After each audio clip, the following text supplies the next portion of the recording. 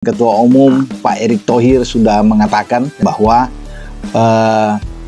untuk naturalisasi pemain atau pemain-pemain diaspora kita yang ada di luar Indonesia ini, di mana mereka menjadi warga negara Indonesia, diusulkan ke DPR RI setelah Presiden tanda tangan, apalagi menghadapi putaran keempat pra Piala Dunia zona Asia di grup B menghadapi Arab Saudi dan Irak.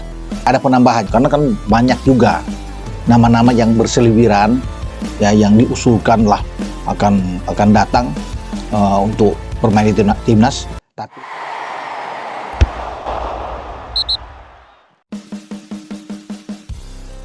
Berkas Erling Haaland disetujui Erick Thohir untuk perkuat timnas Indonesia. Kabar luar biasa kembali datang untuk pecinta sepak bola tanah air.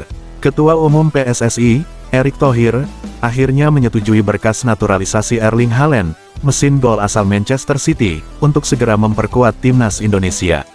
Keputusan ini sontak membuat publik sepak bola nasional heboh, bahkan menjadi sorotan media internasional. Proses panjang yang berbuah manis. Menurut informasi yang beredar, proses naturalisasi Haaland sudah berlangsung dalam waktu cukup lama. PSSI bersama Kemenpora dan pihak terkait menyiapkan dokumen-dokumen penting agar striker kelahiran Norwegia ini resmi menjadi warga negara Indonesia, WNI. Setelah melewati verifikasi administrasi yang ketat, Erick Thohir akhirnya memberi lampu hijau. Semua berkas sudah sesuai aturan. Tinggal menunggu tahap selanjutnya agar Haaland bisa segera sah memperkuat Merah Putih, ujar Erick Thohir dalam konferensi pers. Dukungan besar dari keluarga Haaland. Keluarga Erling Haaland ternyata tidak keberatan dengan langkah sang bomber memilih Indonesia. Sang ayah, Alf Inge Haaland, bahkan disebut sangat mendukung pilihan putranya. Dengan ikatan darah kakek buyut yang berasal dari Nusantara, Haaland merasa punya keterikatan emosional yang kuat untuk membela Garuda. Dampak besar untuk timnas Indonesia. Kehadiran Erling Haaland diyakini akan menjadi pembeda besar di lini serang timnas Indonesia. Pemain dengan postur 195 cm itu terkenal dengan insting tajam, kecepatan, serta kekuatan fisik luar biasa.